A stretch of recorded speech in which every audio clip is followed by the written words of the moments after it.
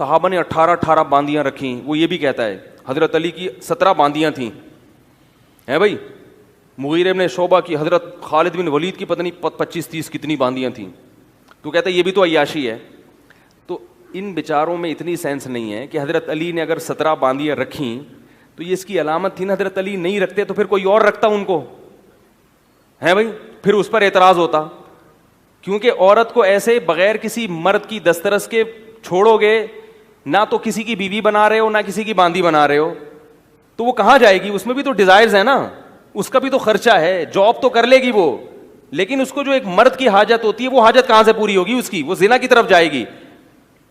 حضرت علی نے 17 باندیاں رکھی, فلانے نے 18 رکھی. اس کا مطلب باندیاں اتنی بڑی تعداد میں تھیں کہ ان کو ٹھکانہ دینے والا کوئی تھا ہی نہیں. تو اسی طرح سے بھائی تم 18 رکھ لو, تم 25 رکھ لو, تم 50 رکھ لو. سمجھ آ رہی ہے نا بات؟ تاکہ ان کا ریلیشن صرف تم سے ہو, تمہارے علاوہ کسی اور سے نہ ہو. گوروں کی نظر میں ایک عورت کے 20 مردوں سے تعلقات ہو جانا یہ کوئی برائی ہے ہی نہیں, تو ان کو یہ چیز سمجھ میں آئے گی نہیں. جو مذہب غیرت سکھاتا ہو, جو کہتا ہے کہ ایک عورت ایک وقت میں ایک ہی مرد کی دسترس میں ہوگی, یہ غیرت اور حمیت کی بات ہے. اس سے نسب بھی محفوظ رہتا ہے. 10 آدمیوں سے اس کے تعلقات ہو گئے تو ایک تو وہ لوگ اس کو عزت بھی نہیں دیں گے, 10 لوگ وہ ٹیشو پیپر کی طرح استعمال کریں گے, پھینک دیں گے اس کو. جبکہ آپ کو جب پتا ہوتا ہے یہ میری باندی ہے تو آپ پھر اسے بڑھاپے میں بھی نہیں چھوڑتے. آپ کو پتا ہے اس نے میرا ساتھ دیا ہے. میری بیوی, لوگ بیویوں کو بڑھاپے میں چھوڑتے ہیں کیا؟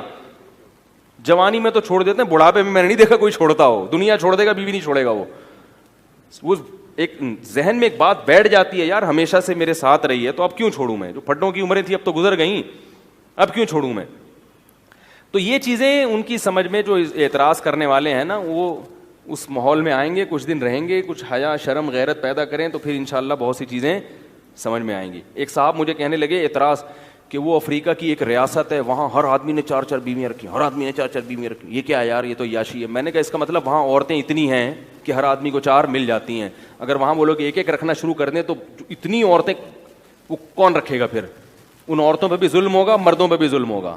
جب رکھ رہے ہیں نا, اس کا علامت ہے اتنی ہیں جو کہ وہ نہیں رکھو گے تو اس کے مطلب ان کو چھوڑنا پڑے گا, ایسے جیسے ہمارے معاشرے میں چھوڑا ہوا ہے لوگوں نے.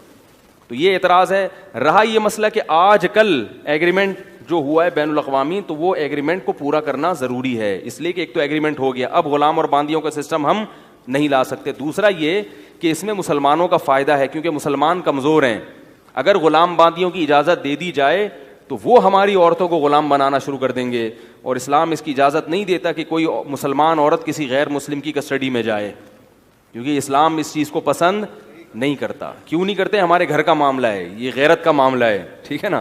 کیونکہ الاسلام یعلو, اسلام ایک دین فطرت ہے, حیا داری کا مذہب ہے. تو مسلمان اسلام میں قانون ہے کہ عورت ہمیشہ اپنے ہم پلہ میں یا اپنے سے برتر کے پاس جائے گی, اپنے سے کمتر کے پاس نہیں جائے گی. تو اسلام میں غیر مسلم کے حقوق بہت ہیں, مگر اسے ہم پلہ ہونے میں مسلم کے برابر نہیں سمجھا گیا, اور ہو بھی نہیں سکتا نا. یہ اس میں وہ صفات نہیں ہوتی جو ایک مسلمان میں ایک حیا ہوتی ہے. اگر کوئی اکا دکا جزوی واقعہ مل جائے تو وہ لا نہیں ہو سکتا. تو یہ تو ایک اشکال. دوسرا اشکال انہوں نے یہ کیا, میں نے ان کو بلایا کہ میرے پاس آئیں, میں محبت سے آپ کے سارے سوالات کا جواب دوں گا جو آپ اسلام پہ, لیکن وہ آئے نہیں, وہ فیس بک پہ بیٹھ کے پھینکتے رہتے ہیں. میں نے کو بولا کہ آپ آئیں, ہمارے سر پہ سینگ نہیں لگے ہوئے, ہم ٹکر نہیں ماریں گے, بٹھائیں گے, محبت سے آپ سے بات کریں گے. ہو سکتا ہے کوئی آدمی, کسی کو شیطان نے بہکا